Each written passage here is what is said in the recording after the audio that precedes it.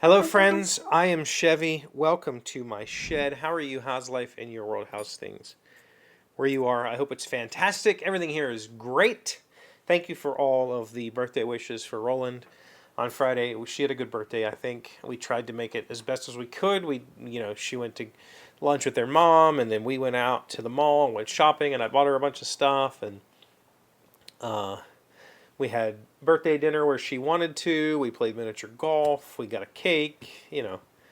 We tried to make it a fun day, as fun as we could. She's, at 18, just like everybody who grows up in basically a rural area. We would be considered suburban, but we're pretty rural in the sense that there's not a lot to do here.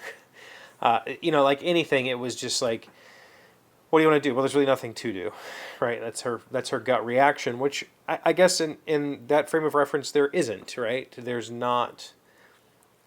This isn't an area of the world where you can go catch a show on any given day, where you can go do a plethora of paid for activities. There's not arcades and that sort of stuff. There is a whole lot of other stuff that you can do, but I think that most people who grow up here, that stuff is just like we could have gone hiking, we could have gone fishing, we could have gone play disc golf. There's a whole lot of natural resources here that we could have gone and experienced. But as a person who grew up here, I had the same feeling as a teen. And I think a lot of that came down to I couldn't go do those things because my parents wouldn't drive me to do those things. And so those things didn't become a part of my life until later in life. I did go fishing as a kid. I did a lot of fishing and hunting.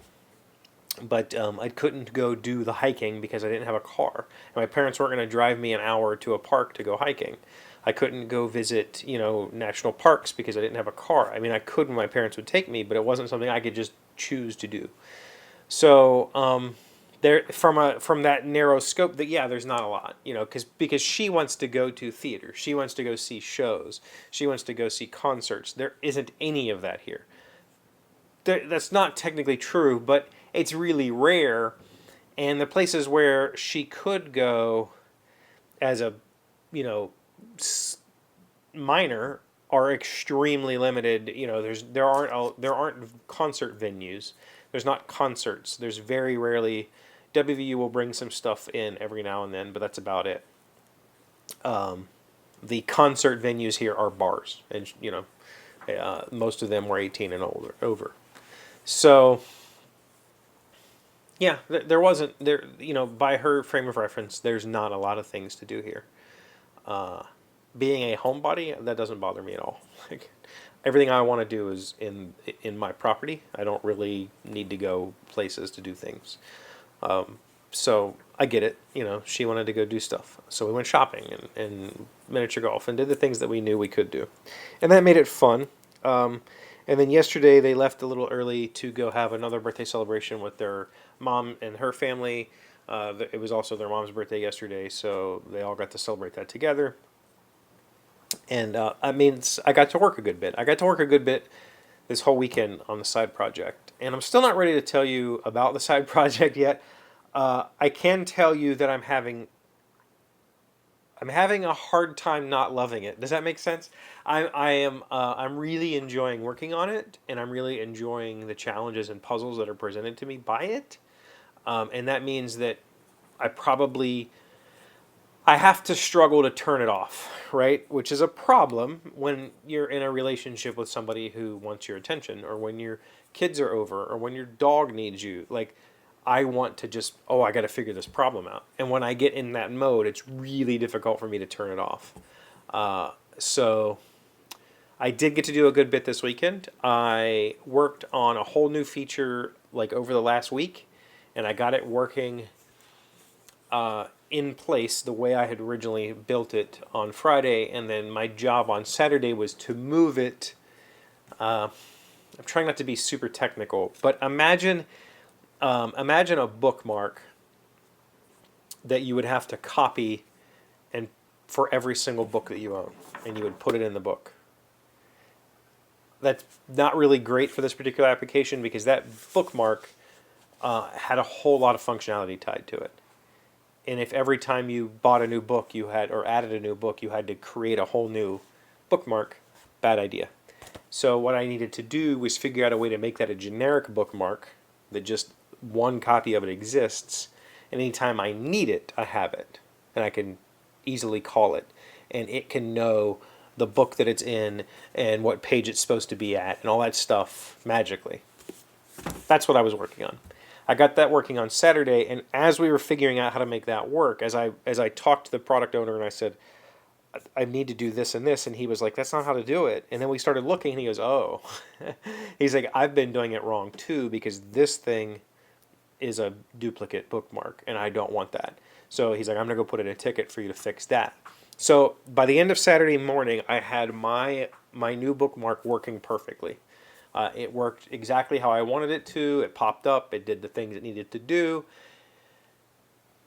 And it was a standalone bookmark that you could update on the fly, and it didn't lose sync with where it was in the world. Great. And so Sunday morning I fired up. I was like, well, I already know how to do this. I did it yesterday. Now I'm going to repeat it on this process, and I had it done in like 2 hours. And most of that time was just me figuring out what the custom parts of this new thing were, not how to do it, because I already knew how to do it. It was pretty quick and easy.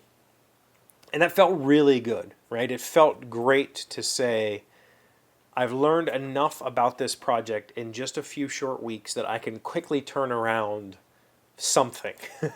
Whether that something that I turned around is really, super beneficial to the project is inconsequential.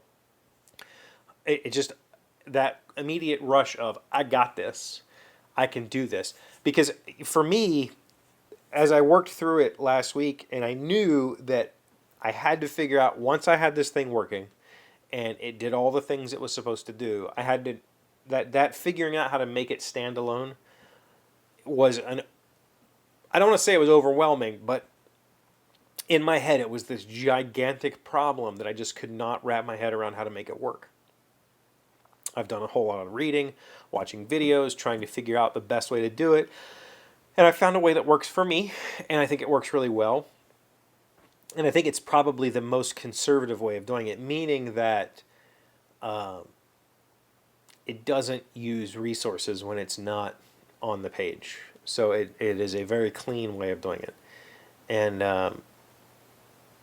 after overcoming that challenge, it felt really great to be able to just quickly apply that patch. And that felt good. It felt really, really good. And then today, I'm off. It's Indigenous Peoples Day here in America, which is a holiday for me. So I have been working on a new ticket. I was assigned another task. And this one is, on the surface, a lot easier. But it requires some data juggling that I am just simply not familiar with whatsoever. And I have to figure out the best way to make it work. And I just don't know what it is yet.